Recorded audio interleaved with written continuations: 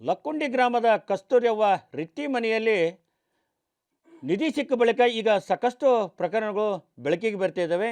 ಯಾಕೆಂದರೆ ಈ ಲಕ್ಕುಂಡಿ ಗ್ರಾಮದಲ್ಲಿ ಸಾಕಷ್ಟು ಜನರಿಗೆ ಹವಳ ಮುತ್ತುಗಳು ಕೂಡ ಈಗ ಪತ್ತೆಯಾದಂಥ ಪ್ರಕರಣಗಳು ಬೆಳಕಿಗೆ ಬಂದಿದೆ. ಈಗ ನಾವು ಬಸಪ್ಪ ಬಡಗೇರಿ ಎಂಬುವರ ಮನೆಯಲ್ಲಿದ್ದೀವಿ, ನೋಡ್ಬೋದು. ಈಗಾಗಲೇ ಅವರಿಗೆ ಸಾಕಷ್ಟು ಪ್ರಮಾಣದಲ್ಲಿ ಏನು ಲಕ್ಕುಂಡಿ ಗ್ರಾಮದ ಹೊರವಲಯದಲ್ಲಿ ಒಂದು ಜಮೀನಿದೆ, ಆ ಜಮೀನುಗಳಲ್ಲಿ ಇವು ಹವಳು, ಸ್ಫಟಿಕ, ಮುತ್ತು ಸೇರಿದಂಥ ಹಲವಾರು ನಮೂನೆ ಏನು ದಶಕಗಳ ಏನು ಶತಮಾನಗಳ ಹಿಂದಿನ ಇವೆಲ್ಲ ಹವಳ ಮುತ್ತುಗಳು ಕೂಡ ಅವರಿಗೆ ದೊರಕಿದ್ದೇವೆ. ಇಲ್ಲಿ ಕೆಲವೊಂದು ಬಂಗಾರದು ಕೂಡ ಇರ್ಬೋದೇನೋ, ಆ ಥರ ಇಲ್ಲಿ ನೋಡ್ಬೋದು.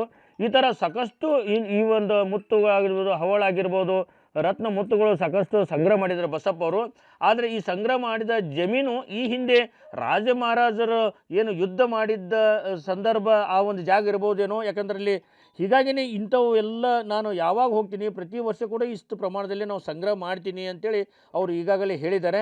ಈಗ ಈ ಮುತ್ತು ಈ ಹವಳ ಮುತ್ತುಗಳು ಎಲ್ಲಿ ಸಿಕ್ಕು, ಹೇಗೆ ಸಿಕ್ಕು, ಯಾವ ಕಾಲದ ಅನ್ನೋದು ಅವ್ರ ಜೊತೆ ಮಾತನಾಡೋಣ.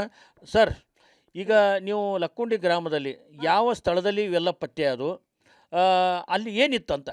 ಅಲ್ಲಿ ಒಂದು ಹಾಳು ಮಣ್ಣಿನ ಹೊಲ ರೀ ಅದು. ಆ ಹೊಲಕ್ಕೆ ಮಳೆ ಆತಂದ್ರೆ ಅಗ್ದಿ ಫಸ್ಟ್ ಕಾಣ್ತೈತಿ. ಇದು ಉಳ್ಳುವಂಥ ವಸ್ತು ಅಲ್ಲ, ಮಳೆಗೆ ಸರುವಾಗಿರ್ತೈತಿ. ಆ ಸರಿನಾಗ ಹೋಗ್ತಿ ಅಂದ್ರೆ ಅದು ಸಿಕ್ಕತ್ತಿರುತ್ತೆ ನನಗೆ. ಆಮೇಲೆ ನೇರ ದೃಷ್ಟಿ ಹುಡುಕ್ತೀನಿ, ಹುಡುಕಿದ ಹಂಗೆ ಬರೋಂಗಿಲ್ಲ, ಇಲ್ಲ ಒಂದು 4-5 ಬಕ್ಕಂದು ಹಾಕ್ಕೊಂಡೇ ಬರ್ತೀನಿ. ಪ್ರತಿ ಸಲ ಈ ಮಳೆ ಆಗ್ಬೇಕು, ಮಳೆ ಆತಂದ್ರೆ ಹೊಲ ಸ್ವಚ್ಛಿರ್ಬೇಕು, ಅಗ್ದಿ ಬಗ್ಗನಂತ ಕಾಣುತ್ತೆ.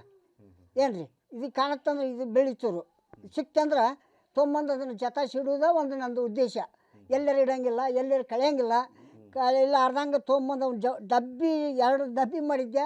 ನಮ್ಗೆ ಎಚ್.ಕೆ. ಪಾಟೀಲ್ ಸಾಹೇಬರು ನೋಡಿ ಭಾಳ ಖುಷಿಪಟ್ಟರು. ಇವನ್ನ ಲಕ್ಕುಂಡಿ ಪ್ರಾಧಿಕಾರ ನಾನು ಯೋಜನೆ ಹಾಕ್ಕೊಂಡಿನಪ್ಪ, ಅವನ್ನ ಇನ್ನು ಕೊಡ್ಬೇಕು ಅಂದರು. ನಮ್ಮ ಸಿದ್ದು ಪಾಟೀಲ್ರು, ನಮ್ಮ ವಿರೂಪಾಕ್ಷ ಮೆಂಬರು, ನಮ್ಮ ಹುಬ್ಬಳ್ಳಿ ರಫೀಕ್ ಮೆಂಬರು ಬಂದು, ಬಸಪ್ಪ ಕಾಕ ಇವನ್ನ ನಾಳೆ ಅವ್ರನ್ನ ಪಾಟೀಲ್ರು ಬರ್ತಾರೆ, ಅವ್ರಿಗೆ ಒಪ್ಪಿಸ್ಪ, ನಿನಗೇನು ಕೇಳ್ತಾರೆ ಅದನ್ನು ಕೊಡ್ತಾರ ಅಂದರು. ಆಯ್ತು ಸರ್ ಅಂಥೇಳಿ ಮರುದಿನ 11 ಗಂಟೆಗೆ ನಮ್ಮ ಮನೆಗೆ ಬಂದರು. ನವಂಬರ್ 24, 2024 ಬಂದು ಬರೋಬ್ಬರಿ ಅಷ್ಟು ನೋಡಿ ಖುಷಿಪಟ್ಟು ದುಬ್ಬ ಚಪ್ಪರಿಸಿ ಖುಷಿಪಟ್ಟರು. ನನ್ನ ಮಗ ಕೆಲಸ ಕೊಡ್ರಿ, ನನಗೆ ರೊಕ್ಕ ಬೇಡ ಅಂದೆ. ನನ್ನ ಮಗ DC ಆಫೀಸ್ನಾಗ ಒಂದು ಕಾಂಟ್ರಾಕ್ಟ್ ಬೇಸಿಕ್ನಂಗೆ ಒಂದು ಕೆಲಸ ಹೊರಗೂ ಗುತ್ತಿಗೆದಾರನಿಗೆ ಕೆಲಸ ಕೊಟ್ಟಾರ. ಈ 3 ತಿಂಗಳಾಯ್ತು ಹೋಗ್ಯಾರ. ಕೆಲಸ ಮಾಡ್ತಾನೆ. ನಮಗೆ ಭಾಳ ಖುಷಿ ಅನಿಸೈತಿ, ಚಲೋ ಅನಿಸೈತಿ. ಏನು ರೀ ಇನ್ನೂ ಹುಡುಕ್ತೀನಿ, ಇನ್ನೂ ಹುಡುಕಿ ನಾನು ಲಕ್ಕುಂಡಿ ಪ್ರಾಧಿಕಾರ ಬಗ್ಗೆ ಏನಾರ ಸಿಕ್ಕರು ನಾ ಅವ್ರಿಗೆ ಅರ್ಪಿಸ್ತೀನಿ. ಈಗ ಅದೇ ಜಮೀನಲ್ಲಿ, ಅದೇ ಜಾಗದಲ್ಲಿ ಇನ್ನು ಹಾಳ ಮಣ್ಣಿನ ಜಮೀನು ಅಂತಂದರೆ, ಹಾಳ ಮಣ್ಣಿನ ಜಮೀನು ಇರ್ತಾವ, ಅಲ್ಲೇ ಯಾಕೆ ಈ ಥರ ಸಿಗ್ತಾ ಇದ್ದಾವೆ, ಏನಿತ್ತಲ್ಲಿ ಅಂತ? ಹಿಂದೆ ಸ್ಮಶಾನ ಅಂದ್ರೆ ಮಾಳಿ ಒಳಗೆ 7 ಗುಂಪಿದ್ವು. ಅದ್ರಾಗ ಬಂಗಾರ ಹುಡ್ತಿದ್ದವು 24 ತಾಸು. ಹೊತ್ತು ಮುಗಿತಂದ್ರೆ ಇಟಿ ಗುರುಬಸಪ್ಪ ಅಂಥೇಳಿ ಇವು ಈಟ್ ಬಂಗಾರ ಸಿಕ್ಕರೆ ಕಾಣ್ತಿದ್ದಂತ ಅವಾಗ ಇದಕ್ಕಿಂತ ದೊಡ್ಡ ಪ್ರಮಾಣದಿಂದ ತೊಗೊತಿದ್ದಂಥ ಮಣ್ಣಿನ ಗುಂಪಿದ್ದವು.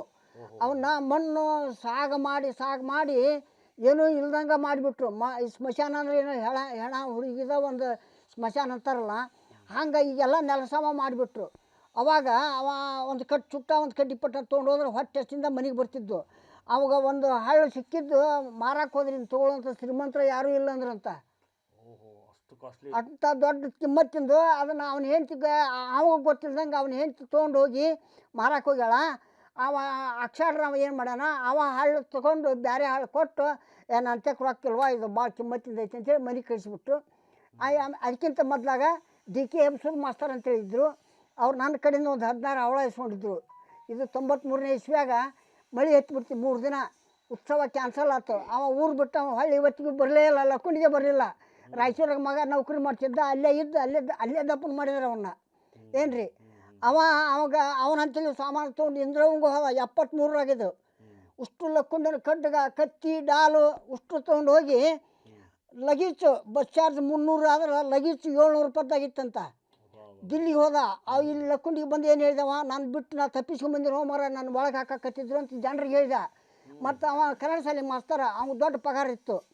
ಎಲ್ಲರಿಗೂ ಒಂದು 100-200 ರೂಪಾಯಿ ಕೊಟ್ಟು ಒಂದು ಅರಿಬಿ ಸೆಟ್ನ ಅರಿಬಿ ಕೊಟ್ಟು ಒಂದು ಪೆಟ್ಗ ಕೊಡಿಸಿ ಮನೆಗೆ ಕರ್ಕೊಂಡೋಗಿ ಕರೆದ ಅವಲಕ್ಕಿ ಬುಂದಿ ದುಡ್ಡು ತಿನ್ನಿಸಿ ಸಮಾಧಾನ ಮಾಡಿ ಶಾಂತಿ ಮಾಡಿದೆ.